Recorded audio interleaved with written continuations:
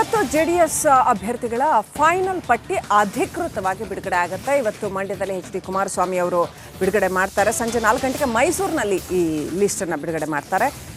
H D Kumaraswamy ಅವರು ಮಂಡ್ಯದಿಂದ ಕಣಕ್ಕಿಳಿತಾ ಇದ್ದಾರೆ. ಹಾಸನದಿಂದ ಪ್ರಜ್ವಲ್ ಕಣಕ್ಕಿಳಿಯೋದು ಫಿಕ್ಸ್ ಆಗಿದೆ. ಕೋಲಾರದ ಕ್ಷೇತ್ರದ ಬಗ್ಗೆ ಕೂಡ ದೇವೇಗೌಡರೇ ಅದನ್ನು ಫೈನಲೈಸ್ ಮಾಡಿದ್ದಾರೆ. ಕೋಲಾರದಲ್ಲಿ ಮಲ್ಲೇಶ್ ಬಾಬು ಅವರ ಪರವಾಗಿ ಎಚ್ ಡಿ ದೇವೇಗೌಡ ಅವರು ಒಲವು ತೋರಿಸಿದ್ದಾರೆ.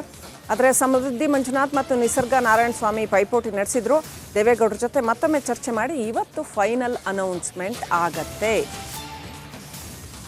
ಅದಕ್ಕೆ ಬೇಕಾಗಿ ನಿನ್ನೆ ಎಚ್ ಡಿ ಕುಮಾರಸ್ವಾಮಿ ಅವರು ಅಷ್ಟು ವಿವರವಾಗಿ ಎಚ್ ಡಿ ಕುಮಾರಸ್ವಾಮಿ ಅವರು ನಿನ್ನೆ ಪತ್ರಿಕಾಗೋಷ್ಠಿಯನ್ನು ನಡೆಸಿದ್ರು, ಮಾಧ್ಯಮಗಳ ಜೊತೆ ಮಾತನಾಡಿದ್ರು ಡೀಟೇಲ್ ಆಗಿ.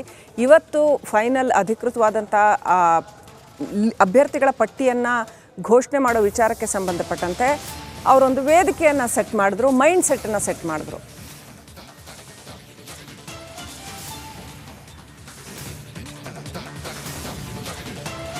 ಕುಮಾರಸ್ವಾಮಿ ಅವರು ಮಂಡ್ಯದಿಂದ ಅಖಾಡಕ್ಕಿಳಿದ್ರೆ ಸುಮಲತಾ ಅವರ ನಡೆ ಏನು ಅನ್ನುವಂಥದ್ದು ಸದ್ಯಕ್ಕಿನ ಪ್ರಶ್ನೆ ಆಗಿದೆ. ಸುಮಲತಾ ಅವರು ಪಕ್ಷೇತರವಾಗಿ ಅಖಾಡಕ್ಕಿಳಿತಾರಾ ಅಥವಾ ಮೈತ್ರಿಯನ್ನ ಬೆಂಬಲಿಸ್ತಾರಾ ಅನ್ನುವಂತಹ ಪ್ರಶ್ನೆ ಇದೆ. ಸೊ ಸುಮಲತಾ ಅವರು ನಾಳೆ ತಮ್ಮ ಬೆಂಬಲಿಗರ ಜೊತೆಗೆ ಸಭೆಯನ್ನ ಕರೆದಿದ್ದಾರೆ. ಸಭೆಯಲ್ಲಿ ಈ ಎಲ್ಲ ವಿಚಾರಗಳ ಬಗ್ಗೆ ಅಂತಿಮ ನಿರ್ಧಾರವನ್ನ ತೆಗೆದುಕೊಳ್ಳಿಕ್ಕಿದ್ದಾರೆ. ನಾಳೆ ತಮ್ಮ ಬೆಂಬಲಿಗರ ಸಭೆಯನ್ನ ಕರೆದಿದ್ದಾರೆ ಸಂಸದೆ ಸುಮಲತಾ ಅವರು. ತಮ್ಮ ಮುಂದಿನ ರಾಜಕೀಯ ನಿರ್ಧಾರದ ಕುರಿತು ಈ ಸಭೆಯನ್ನ ಕರೆದಿರೋದು. ಈಗಾಗಲೇ ಸುಮಲತಾ ಜೊತೆ ಬಿಜೆಪಿ ಹೈಕಮಾಂಡ್ ಕೂಡ ಚರ್ಚೆಯನ್ನ ನಡೆಸಿದೆ. ಸುಮಲತಾಗೆ ಕೆಲವು ಸೂಕ್ತ ಸ್ಥಾನ ನೀಡುವ ಭರವಸೆಯನ್ನ ಕೂಡ ನೀಡಿದೆ. ಹೀಗಾಗಿ ನಾಳೆ ತಮ್ಮ ನಿರ್ಧಾರವನ್ನ ಪ್ರಕಟಿಸುವ ಸಾಧ್ಯತೆ ಇದೆ. ಕುಮಾರಸ್ವಾಮಿ ಅವರಿಗೆ ಜೈ ಅಂತಾರಾ ಅಥವಾ ಮತ್ತೆ ಪಕ್ಷೇತರರಾಗಿ ಅಖಾಡಕ್ಕಿಳಿತಾರಾ ಅನ್ನುವಂಥದ್ದು ಪ್ರಶ್ನೆ ಆಗಿದೆ.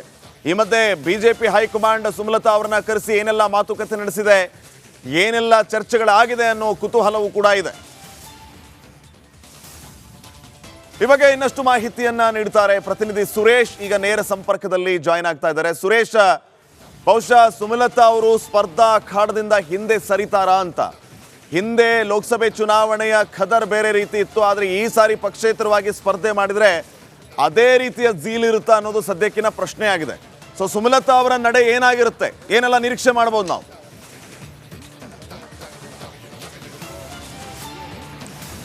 ಶ್ರೀಪಾದ್, ಕಳೆದ 2 ತಿಂಗಳಿಂದ ಮಂಡ್ಯ ಟಿಕೆಟ್ಗಾಗಿ ಭಾಳ ದೊಡ್ಡ ಮಟ್ಟದಲ್ಲಿ ಕಗ್ಗಂಟಾಗಿ ಅದು ಹೈಕಮಾಂಡ್ ಅಂಗಳ ಕೂಡ ತಲುಪಿತ್ತು. ಅದೆಲ್ಲ ಆದ ನಂತರ ಈಗ ಟಿಕೆಟ್ ಫೈನಲ್ ಆಗಿರ್ತಕ್ಕಂಥದ್ದು ಅದು JDS ತೆಕ್ಕೆಗೆ ಮಂಡ್ಯ ಕ್ಷೇತ್ರ ಹೋಗಿರ್ತಕ್ಕಂಥದ್ದು. ಆದರೆ ಈಗ ಅಂತಿಮವಾಗಿ ಈಗ ಟಿಕೆಟ್ ತಪ್ಪಿರೋ ಹಿನ್ನೆಲೆಯಲ್ಲಿ ಮಂಡ್ಯದಿಂದ ಸುಮಲತಾ ಅವರು ಕಣಕ್ಕೆ ಇಳಿತಾರಾ ಇಲ್ವಾ ಅಂತಕ್ಕಂಥದ್ದು ದೊಡ್ಡದಾಗಿ ಪ್ರಶ್ನೆ ಇರತಕ್ಕಂಥದ್ದು. ಇದೇ ವಿಚಾರವಾಗಿ ನಾಳೆ ತಮ್ಮ ಬೆಂಬಲಿಗರ ಜೊತೆ ಸಭೆಯನ್ನು ಕರೆದಿದ್ದಾರೆ. ನಾಳೆ ಸಭೆಯಲ್ಲಿ ಅಂತಿಮವಾದಂಥ ನಿರ್ಧಾರವನ್ನು ತೆಗೆದುಕೊಳ್ತಾರೆ. ಯಾಕೆಂತಂದರೆ ಒಂದು ಅವರಿಗೆ ಇರುವಂತಹ ಸಾಧ್ಯತೆಗಳಂತಂದರೆ ಯಾಕೆ ಈಗಾಗಲೇ ಎಲ್ಲ ಬಾಗಿಲು ಕೂಡ ಬಂದಾಗಿರ್ತಕ್ಕಂಥದ್ದು. ಅತ್ತ JDSನಿಂದ ಕುಮಾರಸ್ವಾಮಿ ಅವರು ಕಣಕ್ಕಿಳಿಯೋದ್ರಿಂದ ಈ ಕಡೆ ಕಾಂಗ್ರೆಸ್ನಲ್ಲೂ ಅವಕಾಶ ಇಲ್ಲ ಮತ್ತು ಕಾಂಗ್ರೆಸ್ನಲ್ಲಿ ಹೋಗೋದು ಇಲ್ಲ. ಸೊ ಈಗಿರುವಂಥ ಪರಿಸ್ಥಿತಿಯಲ್ಲಿ ಈಗ ಅವ್ರಿಗೆ ಇರತಕ್ಕಂಥದ್ದು ಆಯ್ಕೆ ಒಂದು ಬಂಡಾಯವಾಗಿ ಸ್ಪರ್ಧೆ ಮಾಡಬೇಕು. ಆದರೆ ಬಂಡಾಯವಾಗಿ ನಿಂತಿದ್ದೆ ಆದರೆ ಸ್ಪರ್ಧೆ ಮಾಡಿದ್ದೆ ಆದರೆ ಗೆಲುವಿನ ಸಾಧ್ಯತೆಗಳು ಎಷ್ಟರ ಮಟ್ಟಿಗಿದೆ ಅಂತಕ್ಕಂಥ ಲೆಕ್ಕಾಚಾರಗಳು ನಾಳೆ ಅವರಿಗೆ ಅಂತಿಮವಾಗಿ ಒಂದು ನಿರ್ಧಾರಕ್ಕೆ ಬರ್ತಕ್ಕಂಥದ್ದು. ಆ ಎಲ್ಲ ಲೆಕ್ಕಾಚಾರಗಳ ಬಗ್ಗೆ ಕೂಡ ನಾಳೆ ತಮ್ಮ ಆಪ್ತರು ಮತ್ತು ಬೆಂಬಲಿಗರ ಜೊತೆ ಸಭೆಯನ್ನು ಕರೆದಿದ್ದಾರೆ. ಅದು ಬಹುತೇಕ ಇನ್ನು ಬೆಂಗಳೂರಿನಲ್ಲಿ ಸಮಯ ಒಂದು ನಿಗದಿ ಆಗಿಲ್ಲ, ಆದರೆ ನಾಳೆ ನಡೆಯುವಂಥ ಸಾಧ್ಯತೆ ಇರತಕ್ಕಂಥದ್ದು ಸಭೆ. ಆ ಸಭೆ ನಡೆದ ನಂತರ ಸಭೆಯಲ್ಲಿ ಆಗುವಂತಹ ನಿರ್ಧಾರದ ಮೇಲೆ ಸುಮಲತಾ ಅವರು ಅಂತಿಮವಾಗಿ ಒಂದು ಸ್ಪಷ್ಟ ನಿರ್ಧಾರಕ್ಕೆ ಬರ್ತಾರೆ. ಬಹುತೇಕವಾಗಿ ಈಗಿರುವಂತಹ ಮಾಹಿತಿಯನ್ನು ಮತ್ತು ಈಗಿರುವ ರಾಜಕೀಯ ಲೆಕ್ಕಾಚಾರಗಳ ಪ್ರಕಾರ ಸುಮಲತಾ ಅವರು ಮಂಡ್ಯದಿಂದ ಬಹುತೇಕವಾಗಿ ಇಂಡಿಪೆಂಡೆಂಟ್ ಆಗಿ ಸ್ಪರ್ಧೆ ಮಾಡುವಂಥ ಸಾಧ್ಯತೆಗಳು ದಟ್ಟವಾಗಿರ್ತಕ್ಕಂಥದ್ದು. ಆದರೆ ಗೆಲುವಿನ ಸಾಧ್ಯತೆಗಳ ಬಗ್ಗೆ ಮಾತ್ರ ತೀರಾ ಕಡಿಮೆ. ಯಾಕೆಂತ ನೋಡೋದಾದರೆ ಅಷ್ಟು ಸುಲಭವಲ್ಲ. ಕಳೆದ ಬಾರಿ ಇದ್ದಂತಹ ರಾಜಕೀಯ ಅಖಾಡವೇ ಬೇರೆ ಆಗಿತ್ತು, ಈಗ ಇರುವಂತಹ ಲೆಕ್ಕಾಚಾರಗಳೇ ಬೇರೆ ಇರತಕ್ಕಂಥದ್ದು. ಯಾಕೆಂದರೆ ಈಗ ಅಲ್ಲಿ ಕುಮಾರಸ್ವಾಮಿ ಅವರು ಕಣಕ್ಕಿಳಿಯೋದ್ರಿಂದ ಈಗಾಗಲೇ ನೋಡಿ ಒಂದು ಕಡೆ KC ನಾರಾಯಣಗೌಡರು ಹಿಂದೆ ಭಾಳ ದೊಡ್ಡ ಮಟ್ಟದಲ್ಲಿ ಸುಮಲತಾ ಅವ್ರ ಪರ ಬ್ಯಾಟ್ ಮಾಡ್ತಾಯಿದ್ರು. ಅಂದರೆ ಅವ್ರನ್ನ ಉಳಿಸ್ಕೊಳ್ಳೋಣ, BJPಗೆ ಟಿಕೆಟನ್ನು ಕೊಡೋಣ, BJPಗೆ ಭದ್ರಕೋಟೆಯಾಗಿ ಮಾಡ್ಕೊಳ್ಳೋಣ ಕ್ಷೇತ್ರವನ್ನು ಅಂತಕ್ಕಂತಹ ಒಂದು ನಿಟ್ಟಿನಲ್ಲಿ ಪ್ರಯತ್ನ ಮಾಡಿದ್ರು. ಅದೆಲ್ಲವೂ ವಿಫಲ ಆಯಿತು. ಈಗ KC ನಾರಾಯಣಗೌಡರನ್ನು ಕೂಡ ವಿಶ್ವಾಸಕ್ಕೆ ತೆಗೆದುಕೊಂಡಿದ್ದಾರೆ. ಈಗ BJP ನಾಯಕರು ಮತ್ತು ಕುಮಾರಸ್ವಾಮಿ ಇಬ್ಬರು ಕೂಡ ವಿಶ್ವಾಸಕ್ಕೆ ತೆಗೆದುಕೊಂಡು ಅವರ ಬೆಂಬಲವನ್ನು ಕೂಡ ಪಡ್ಕೊಂಡಿದ್ದಾರೆ.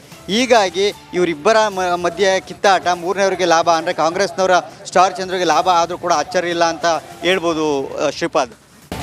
ಥ್ಯಾಂಕ್ ಯು ಸುರೇಶ್ ಮಾಹಿತಿಗಾಗಿ.